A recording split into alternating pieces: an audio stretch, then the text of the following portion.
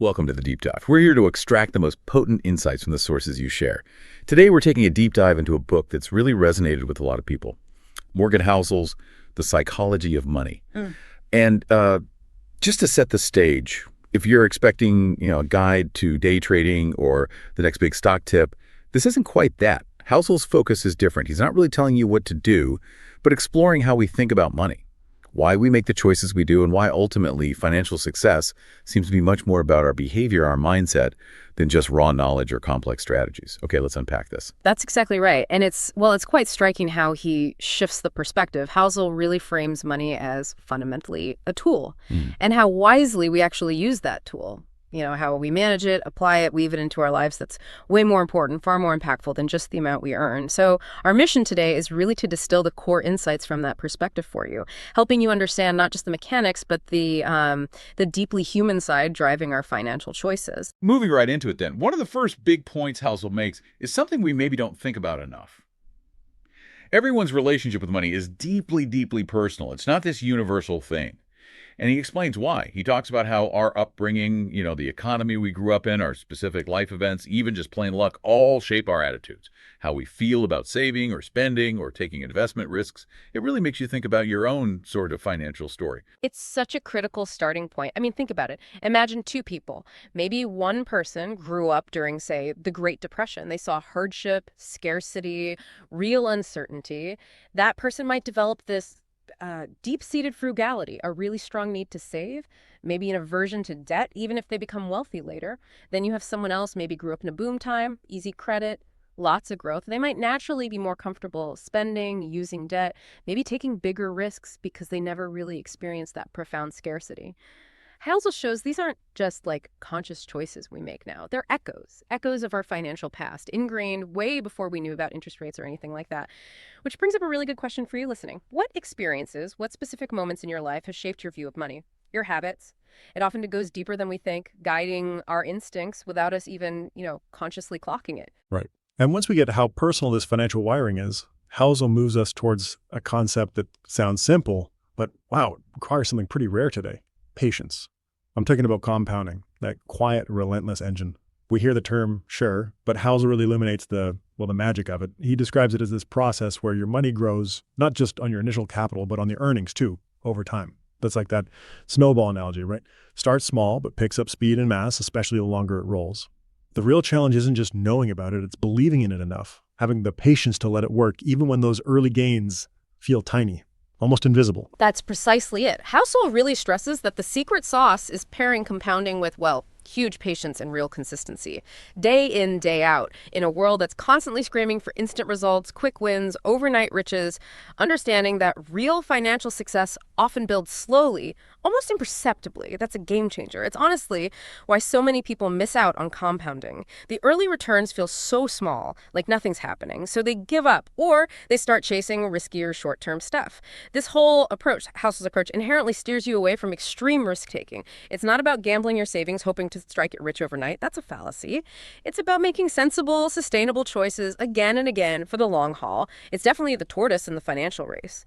But this tortoise potentially ends up with a much, much bigger prize at the finish line, exponentially bigger. And sticking with these powerful, maybe counterintuitive ideas, Housel brings up another really profound lesson, the concept of enough. It's something I think a lot of us wrestle with, right? We're kind of conditioned to think more is always better, that if we just keep chasing more money, we'll find more happiness, more fulfillment.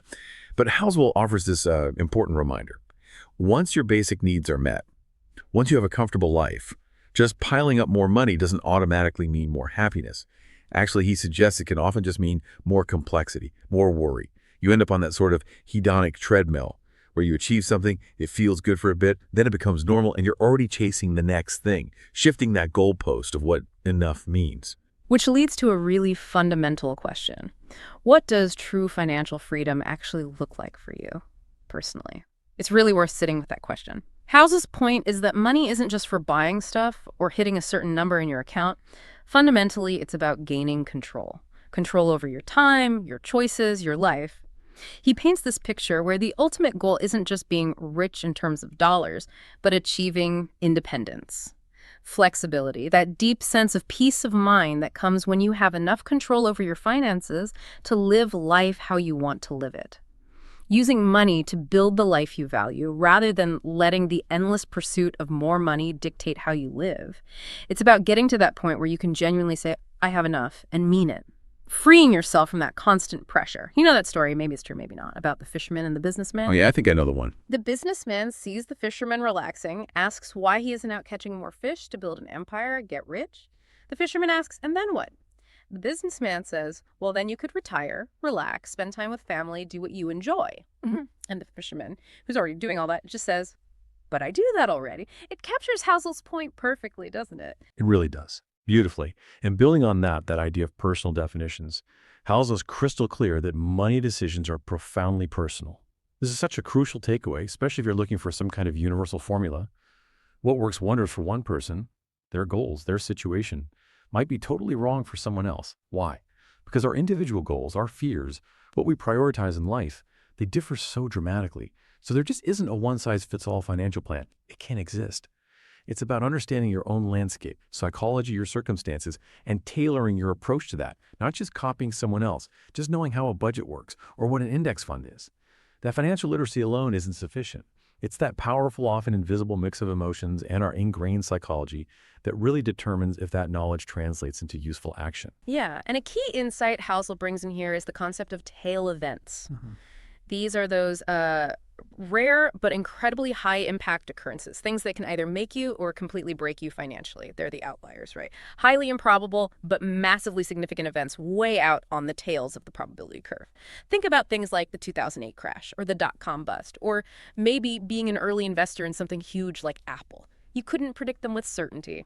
Understanding this, Housel argues, teaches us essential humility. We simply cannot predict everything. We can't control the future.